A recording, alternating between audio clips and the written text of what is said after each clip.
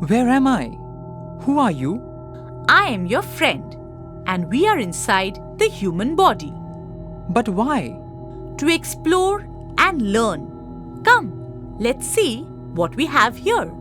At first, we have the organs, which are made up of the tissues, and then the tissues, which are made up of the cells. So, let's start with the cell then. Now, we are inside a cell. Always remember that all living things started out as a single cell. You also started out from here, buddy. Whoa! What was that? Why is everything shaking? The cell just divided and formed a new cell. That is how they multiply and grow, you know. The cell is made up of some components. The first is the cell membrane. It allows some substances to go in but keeps the harmful substances at bay. Wow! Let's go to the mitochondria now. It provides energy for everything you do throughout the day. Next is the nucleus, the brain of the cell. This is where all the secrets are stored. Why do you think you have black eyes as your parents? Aha! Thank the nucleus. Whoa! What is this? We are gonna drown. Don't worry, you're not going to drown. This is the cytoplasm, the watery substance that occupies almost the entire cell and where all other components chill. Whoa! So much going on inside our body? I never thought about it.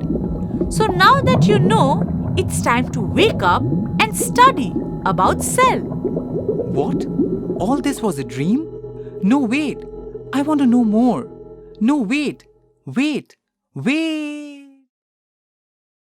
That was a wonderful story, right? I bet you also want to know more about the world of cells, just like our little friend from the story. So let us dive right in. Hello and welcome back to Notebook. As you guessed already, today we shall be discussing about the chapter Cell, Structure and Functions. This chapter gives us a wonderful idea of what lies inside the cell and how do they look like.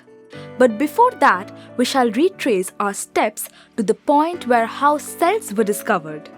Cell, as we know, is the basic structural and functional unit of an organism. That was so bookish. But what does it actually mean? It means that all living beings are composed of cells. Imagine a brick wall. The wall is made up of pieces of bricks arranged neatly in a pattern. So are the cells.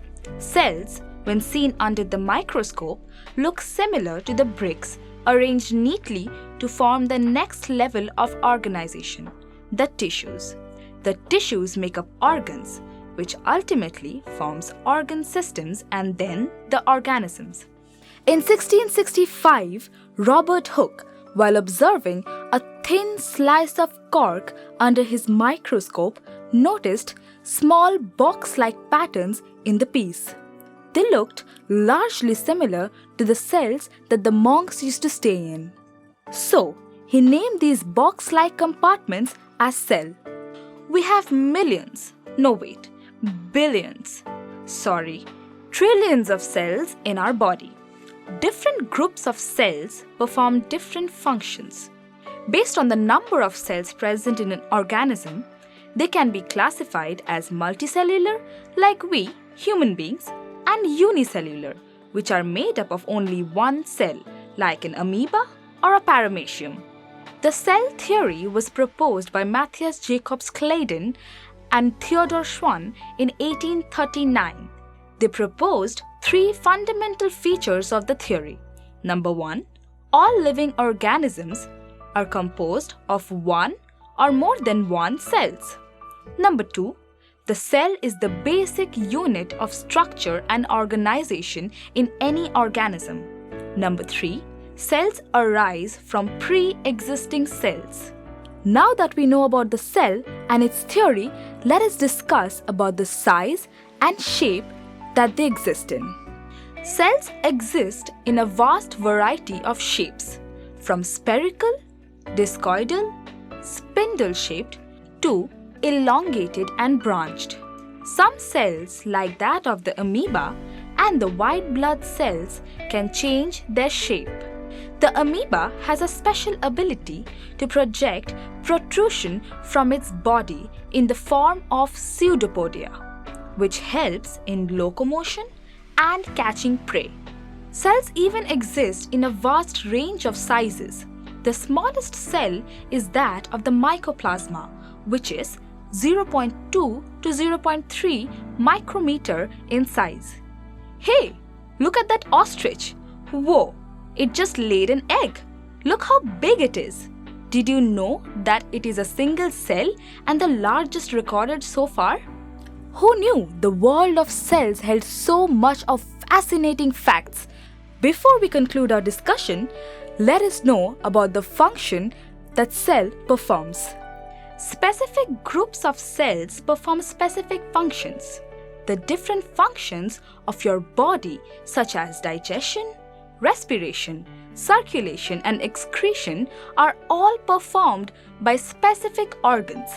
But now we know that the fundamental units of organs are cells. So cells of our body are specialized to perform specific tasks. But what happens in a unicellular organism? They are composed of only one cell. That single cell takes up all the different functions for it to survive. The cell organelles are the key components for this. It is they that perform the different functions. Hey, wait. If I give you more information, it will be too much for you. Have patience. We shall cover more about the cell in our successive videos. Till then, think about what we learned today, revise the concepts well, and I shall meet you in our next video again. Till then, happy learning. Goodbye.